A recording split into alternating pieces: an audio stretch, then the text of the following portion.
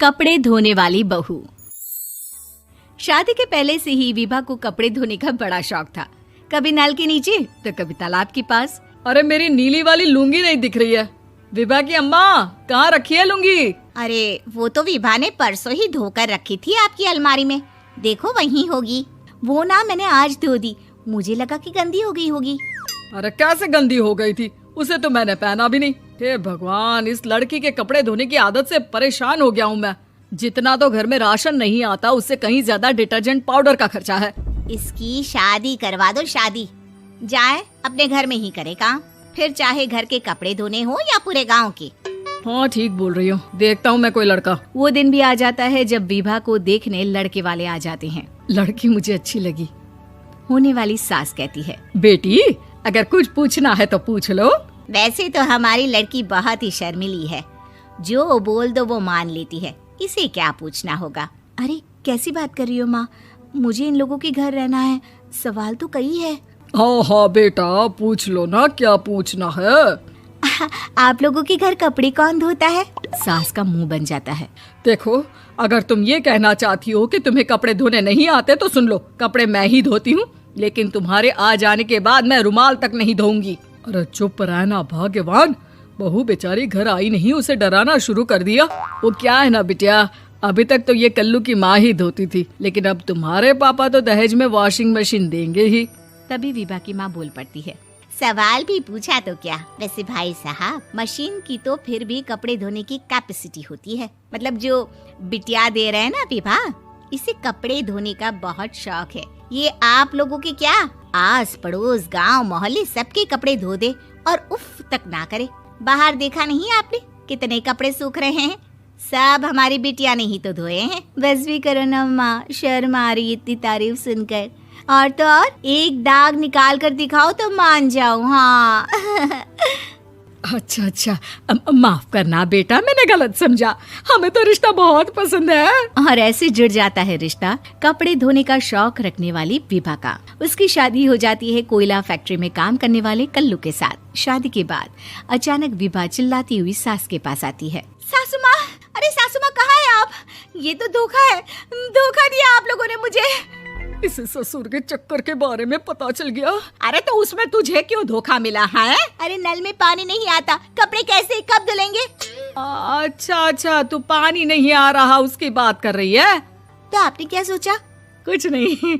अच्छा, तेरी माँ ने कहा था कि कपड़े धोने का शौक है तुझे, याद आया मुझे। शौक बोलकर कपड़े धोने वाले मेरे जुनून को कम ना आके सासू माँ, कपड़ा धोना मेरा गुरूर है। तभी पति भी वहाँ आ जाता है। अभी मैंने इसे सनी देओल की फिल्म दिखाई है, उसी के डायलॉग मार रही है माँ। अच्छा सुन, साफ बता रही हूँ, पानी सुबह 4 से 6 और शाम को 10 से 12 आता है, समझी? विभा टाइमिंग सुनकर हैरान हो जाती है। ये क्या भूतों का मोहल्ला है? सुबह 4 बजे उठकर कौन कपड़े धोता है? 4 बजे टंकी में पानी जाता है, फिर सारा दिन धोना ना, किसने मना किया?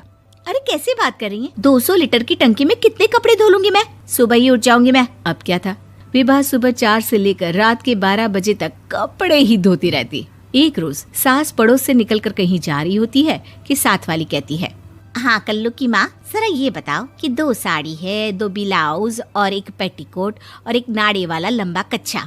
हाँ तो? अरे तो क्या, कितना लोगी धुलाई ये बताओ। धोबन दिख रहे हैं हम क्या? हमारे पति सरकारी नौकरी से अभी रिटायर हुए हैं और बेटा सुपरवाइजर है कोयला फैक्ट्री में। धोबन समझ रखा है हमें। हाय रे कल्लू की अम्मा, माफ कर दो, वो तो मोहल्ले में यही सब बता रहे थे कि तुमने बहू को कपड़ा धुलवाने के काम में लगा दिया है। सास को पड़ोसन की बात सुनकर गुस्सा आ जाता है। वो घर पहुंचती है जहां घर के बाहर ही इतने सारे कपड़े सूख रहे होते हैं जितने कि किसी धोबन के घर पर। अरे ओ कल्लू की दुल्हन, बाहर निकल। माँ जी यहीं आ जाओ, बाथरूम में चादर धो रहे हैं हम। अरे अभी हम धोते हैं, तुमको बाहर निकलो। ये आस पड़ोस वाले बोल रहे हैं कि हम बहू से कपड़े धुलवा कर उसे कपड़ा धोने वाली बना दिए हैं। अरे छोड़ो ना माँ जी, किन लोगों की बातों में आती हो? आस पास के लोगों का तो काम ही होता है कि वो किसी तरह सास बहू को लड़ा दे। बहू सारे घर के कपड़े धोती है, ये क्या कम है? बोलिए। सास को भी लग जाता है कि वो बहू का ये सनकीपन नहीं छुड़वा सकती, इससे अच्छा है कि खुद ही चुप हो जाए।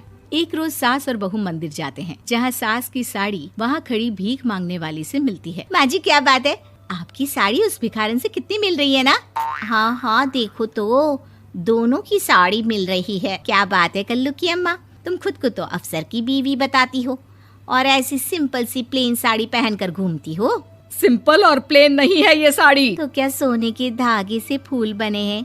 कुछ भी सासू माँ, कुछ भी। हाँ बने थे इस साड़ी में सोने के धागे से फूल। मेरे पति लेकर आए थे मद्रास से स्पेशली मेरे लिए 10,000 की। ताहे भाई साहब इस भिखारन के लिए भी सेम टू सेम साड़ी लेकर आए होंगे 10,000 की। सास उस वक्त तो कुछ नहीं कहती, लेकिन बहू के साथ घर आती है और अलमारी से एल्बम निकाल कर लाती है। ये साड़ी देख रही है, ये वही साड़ी है जिसे मैंने अभी पहना था। इस साड़ी में ये जो चमकदार फूल दिख रहे हैं ना, ये सोने के धागों से काढ़े गए हैं। लेकिन तू लोकल वॉशिंग मशीन ब्रश से घिस घिस कर सारे फूलों को निकाल कर साड़ी प्लेन कर दी।